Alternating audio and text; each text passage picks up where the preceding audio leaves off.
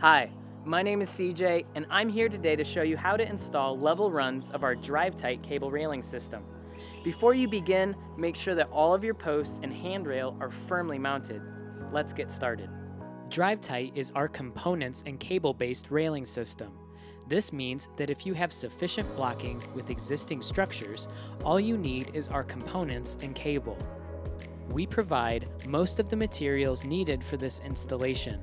You will need to bring an impact driver, a power drill, painter's tape, a sharpie, a tape measure, and a speed square. Step 1. Mark your cables. Identify all the sides of the posts you will be running the cable. Using painter's tape, tape a strip vertically in the center of your post from top to bottom.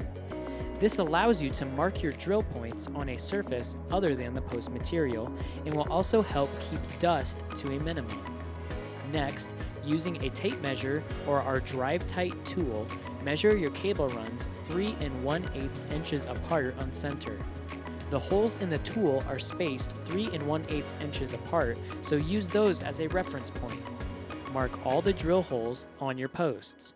Once complete, use a 3/16 inch drill bit and drill 2 inches into each mark. It may help to measure 2 inches on your drill bit to maintain consistency of depth when drilling. Then remove the tape. Step 2. Attach your receiver. Take your receiver screw, lock washer, and receiver and fasten them into each pre-drilled hole. Your lock washer will sit against the post, the receiver will sit against the lock washer, and the receiver screw will fit into the receiver, holding it firmly against the post. Step 3. Measure and cut your cable. Measure the distance between your 2 end posts on the run. The end posts will be the posts that you are running your tensioning DriveTite to. As a tip, measure the distance from top, middle, and bottom of the posts to make sure that your posts are level. If they are not level, your measurements may be different for each run.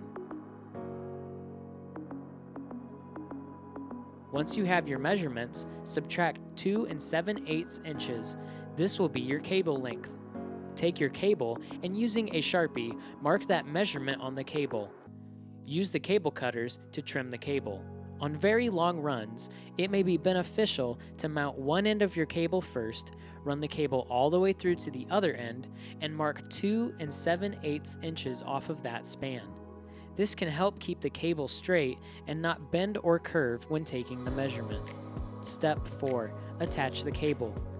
Now that you have the cable measurement, it is time for the components.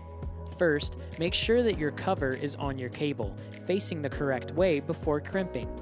Once you crimp, you won't be able to get the cover on. Put the cable into the threaded crimp fitting, making sure it is fully seated against the body. Using our crimper, crimp twice.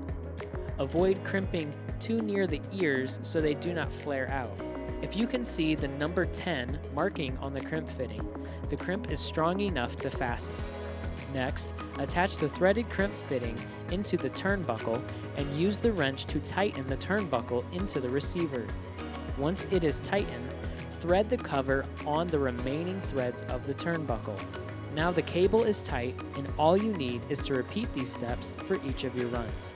That's all you need to install level runs of our DriveTite Cable Railing System. Make sure that you subscribe to our YouTube channel to keep up with all of our installation instructions, tips, and tricks. You can go to youtube.com/viewrail or our website, viewrail.com.